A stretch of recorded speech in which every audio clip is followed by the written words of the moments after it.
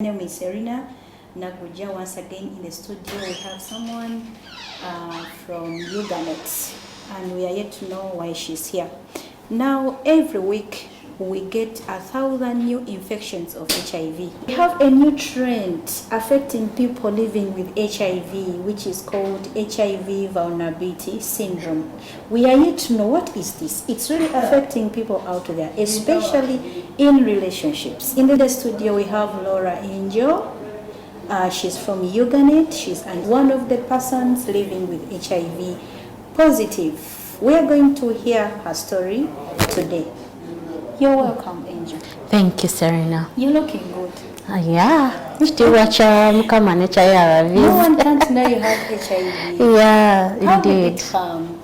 Please try to share with us your story. In brief, I contracted HIV at birth, but unfortunately, my parents hardly knew because at that time, when I was born in '93, they did not have the services by then were not authentic enough to recognize that I had actually contracted HIV, but neither did my parents even know that they were actually HIV positive. So that was a challenge that I faced, what we call mother-to-child transmission. Oh, okay. And I discovered it at a very later stage. Actually, my first time of noticing was through a cousin who kept seeing the signs and symptoms about my skin. If you even notice on my skin, I have very many scars which were a result of HIV. By then, I should say it was integrating to AIDS, because I had very many issues with my body, with my health, and I was in and out of hospital all the time. But all these times that I was in and out of hospital, the doctors never found out that I was actually suffering from HIV. So my cousin had started doing intern with Tasso Mbarara, and I think she got a conviction to take me for the test. So she had to seek permission from my other guardians on my mother's side, because by then my mother was now very ill. I had lost my father when I was 2 years, so my mother was very ill with still HIV, and she was really going through a lot of hell with it. So at that point, this cousin of mine, I should say, saved my life. So when she requested for that consent to take me for testing, she took me for testing, and yeah, my CD4 count, by then it was CD4 count, was completely low, almost at 0.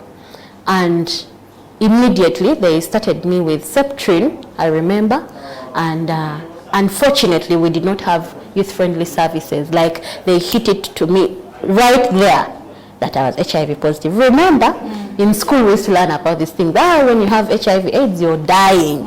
And that was another trauma that I had to face. I knew I was dying. I started having suicidal thoughts. I started hating myself, experiencing self-stigma. Like, so much was going on at a young stage. That was P6. Oh, sorry. So all that phase was such a struggle for me. Throughout school, it was very difficult for me to adhere on medication.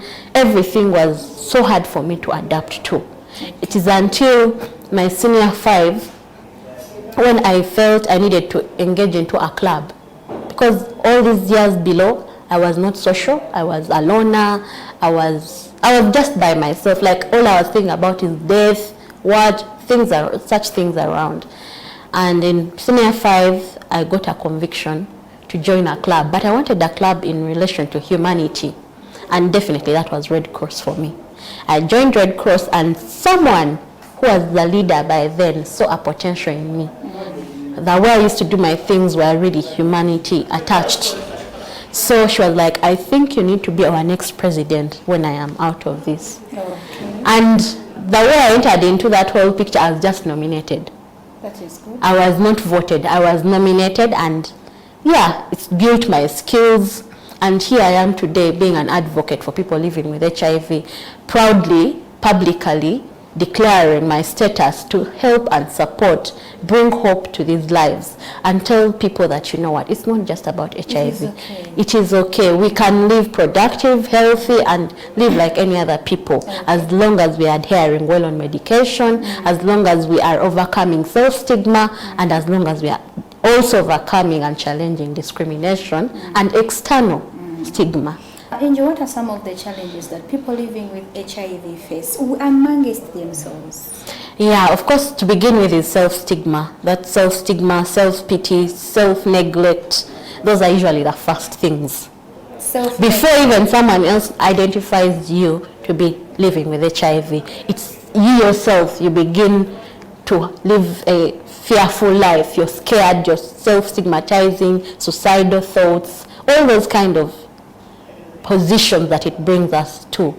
And definitely issues around relationships, getting into a relationship now, that's another phase. Now, if you've outgrown this phase of adhering, you're adhering well on medication, you're living a fruitful life, but now the struggle comes in at a stage where you want to be in a relationship. So here you have fear to disclose. Not very many are like me, are willing to disclose. And even in disclosure, we have processes. Not everyone is going to disclose like us who are advocating for, other lives out there. But even at this stage where you have to disclose to your partner, you're fearing on how the person is going to perceive you. So those are some of the issues we experience. And then still amongst us living with HIV, when we are engaging into maybe one-on-one relationships of where I find a positive living is dating another positively living. Now here we have something I personally discovered in my phases of relationships, where I'm a person who feels more comfortable dating or being in a relationship with someone who is of my status. Yes. But you get to find now we are having this push and pull, like pulling ropes together in this relationship. And this is something I discovered and I called the HIV Vulnerability Syndrome. It is on a hike, it is growing. I have had several interactions with many young women at an age of, being in a relationship, at an age of wanting to get into marriage, and very many are complaining, especially with the boys, the men. Really? How are they doing this? What is the problem? Do you try to interact with some of them and give you their reasons as to why they are being like that? Surprisingly, they don't even know that they're doing what they're doing, or they're going through a certain situation of vulnerability syndrome. They do not know, they don't recognize it. It is now you, the other party, who realizes, man, this guy doesn't want to be responsible, he's over seeking pity and sympathy on everything, short-tempered, and abnormal and unnecessary tempers. Intondo. Like, where you need to solve an issue, it becomes that big. Okay? And yet we appreciate that both of us are not perfect. But if a relationship has to work, then we have to come to an understanding. So they are being irresponsible in terms of medication, in terms of family building, in terms of building a relationship. How are they being irresponsible? Family background, especially for those who have been living with HIV from birth. We have experienced special care from family. Okay. More so when it comes to those that have grown up with their actual parents. At most, you will find that they have had that special care and treatment. So this special care and treatment, if the parents, now this comes to a parenting level, the parents do not put them in a place where they should appreciate that they are like other people. You're not, yes, living with HIV does not change the fact that you're a human being, change the fact that you are going to grow and become into a man and run a home like this, all these things that we know contribute to family. That is where the problem is. The parenting bit, we need to start instilling the right values of family. Even when you're living with HIV, you're like any other child. Yes, the speciality may come in on how overseeing their medication, overseeing all these things. But this issue of don't touch this child, don't beat him, don't do this, don't do that, it keeps growing. Okay. So when it reaches a certain level, now at the level of relationship, this person is out of hand. No one can bear to be with them because they're always seeking sympathy.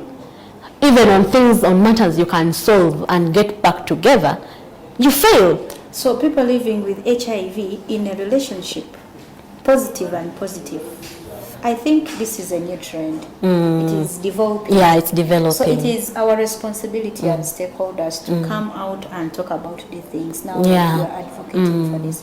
Had her well, we've had Angel in the studio, and we thank you so much for the viewership.